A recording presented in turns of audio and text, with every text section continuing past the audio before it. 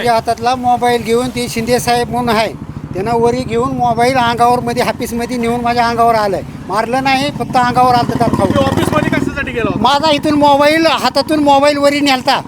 कर्मचाऱ्याच्या समोर माझा मोबाईल इथून न्याला की कॅमेऱ्यामध्ये ही झालं. वरी एक जणानं माझ्या हातातला मोबाईल मालकाचा फोन आला म्हणून मी म्हणलं मालकाला बोला, तर वरी न्या मोबाईल घेऊन गेलतं म्हणून मोबाईल आणाय गेलतो मध्ये ऑफिसमध्ये त्यांच्या वरी.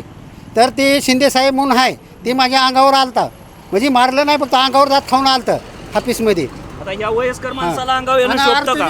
आरुतेरीची भाषा करतो मला, म्हणजे आता माझ्या मी म्हणलं साहेब नीट बोला जरा, तुमच्या वयाचं आहे का म्हणलं, आरतुरी भाषा करतो मला. ही साफ खोटी गोष्ट आहे. यांनी मागील 1 घंट्यापासून दोन्ही लाईन बंद केलेल्या आहेत. यांना सांगितलं की ते सांगतायत की आम्हाला गाडी इथं टोल फ्री आहे मोठ्या गाड्यांनासुद्धा.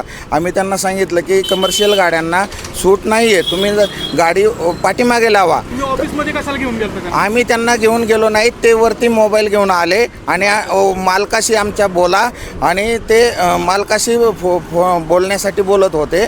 त्यांना कोणीही धमकी दिली नाही, कोणीही त्यांना हात उगारलेला नाही. आमच्या कंपनीमध्ये मालकाने क्लिअर आम्हाला इन्स्ट्रक्शन दिलेले आहेत, कोणाही कस्टमरसोबत दुर्व्यवहार करायचा नाही, कोणाही अभद्र भाषेचा वापर करायचा नाही.